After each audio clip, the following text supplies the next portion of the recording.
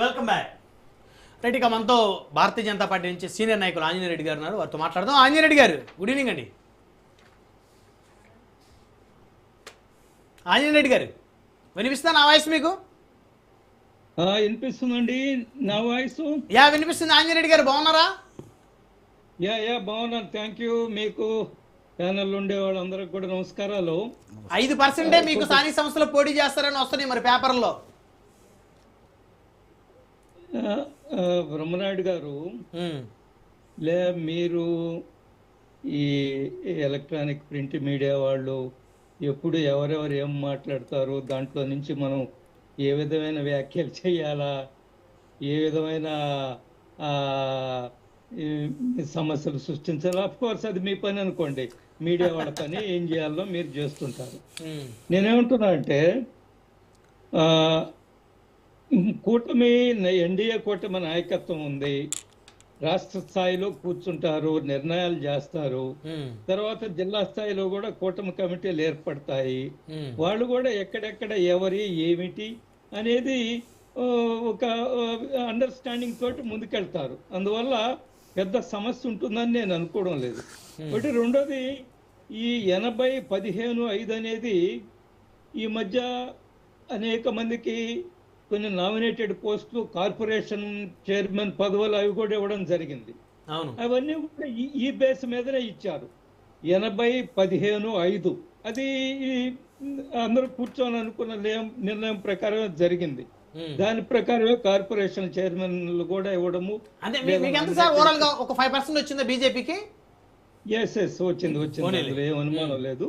ఒకటి. రెండవది, నాదెండ్ల భాస్కర్ నాదెండ్ల మనోహర్ గారు చెప్పింది, మనోహర్ గారు చెప్పింది ఒకటి స్పష్టం.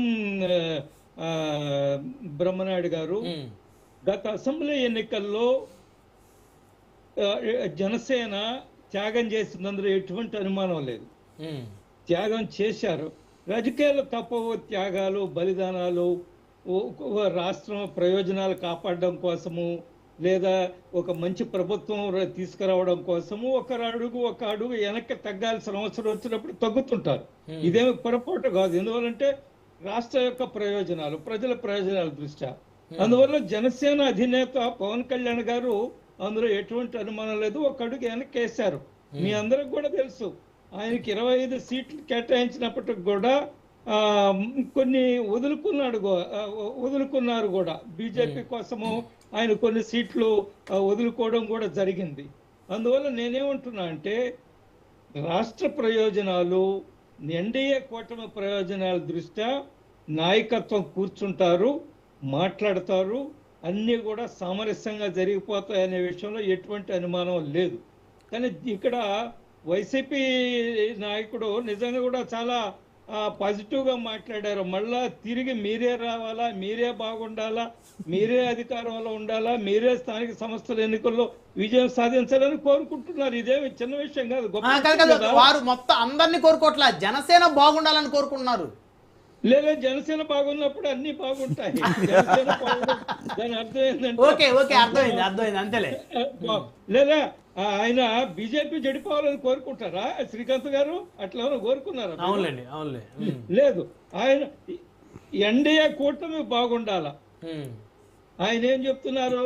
చర్చలో పాల్గొనేవాడు అందరూ కూడా బాగుండాలన్నారా? రోజే కలుసుకుంటాం చర్చలో పాల్గొన. మరి చర్చలో బీజేపీ కూడా పాల్గొని ఉంది కదా, బీజేపీ మంచిని కూడా కోరుకుంటున్నారు కదా. అందువల్ల వారు చాలా విశాలమైన హృదయంతో వ్యాఖ్యలు చేశారు. దాన్ని నేను ఆహ్వానిస్తున్నాను. Coming to the point, Janasena అధినేత పవన్ కళ్యాణ్ గారు నిజానికి మ్యాగ్నానిమస్ గా, విశాలమైన హృదయంతో ఆనాడు ఉన్న రాజకీయ పరిస్థితుల దృష్ట్యా, ఆనాడు ఉన్న రాష్ట్ర పరిస్థితి దృష్ట్యా ఆయన త్యాగం చేశారనే మనందరం కూడా ఏకీభవించాలా, అందులో ఎటువంటి అనుమానం లేదు.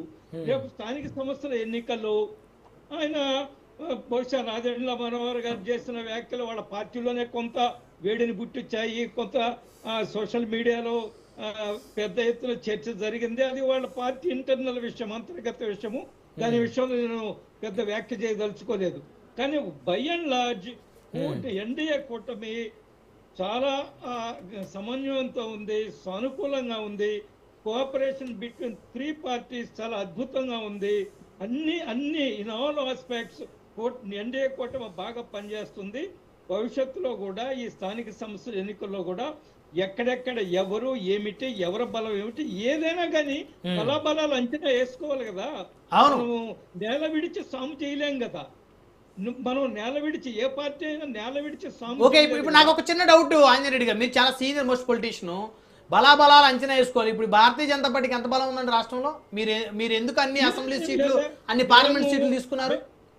మేము ఏమండి, భారతీయ జనతా పార్టీకి మీరు తీసుకున్న స్థానాలు అంత బలం ఉందా మీకు ఆంధ్రప్రదేశ్ లో ఓటు బ్యాంక్ పరంగా? తప్పకుండా. మాకు 5 పార్లమెంట్ సీట్లు ఇస్తే మేము 3 గెలిచాం కదా. Please here me out Brahmanaidu గారు, ప్లీజ్ ఏంటంటే గ్యాప్ ఉంది, కొంత టెక్నికల్ ప్రాబ్లం ఉన్నట్టుంది. మాకు 5 పార్లమెంట్ల సీట్లు ఇస్తే, ప్లీజ్ అలో మీ మాకు 5 పార్లమెంట్ సీట్లు ఇస్తే 3 గెలిచామా? దాని అర్థం ఏంటి? 60% స్ట్రైక్ రేట్ ఉంది కదా. 10 అసెంబ్లీ సీట్లు ఇస్తే 8 గెలిచామా? దాని అర్థం ఏంటి? 80% స్ట్రైక్ రేట్ ఉంది కదా. కాబట్టి దీని ప్రకారం మేము బలంగా ఉన్నాము. గత 2 సంవత్సరాల్లో ప్రత్యేకంగా మా కొత్త అధ్యక్షుడు వచ్చిన తర్వాత, మా పివిఎన్ మాధవ్ వచ్చిన తర్వాత రాష్ట్రంలో ఒక బలమైన శక్తిగా తయారవుతున్నాము.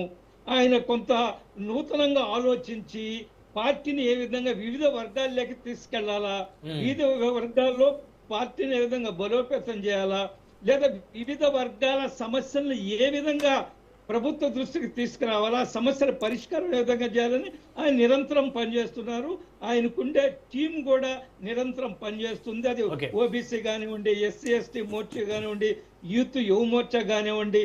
ఈరోజు ప్రతిరోజు ఏదో ఒక కార్యక్రమంతో ప్రజల్లోకి వెళుతున్నాము, మా బలం పెంచుకున్నాము. దానికి అనుకూలంగానే రాష్ట్ర స్థాయిలో కూడా మా నాయకులు మాట్లాడతారు. ఏది ఏమైనా పట్టు విడుపులు ఉంటాయి కూటమిలో, పట్టు విడుపులు ఉంటాయి కూటమిలో. దాని ప్రకారం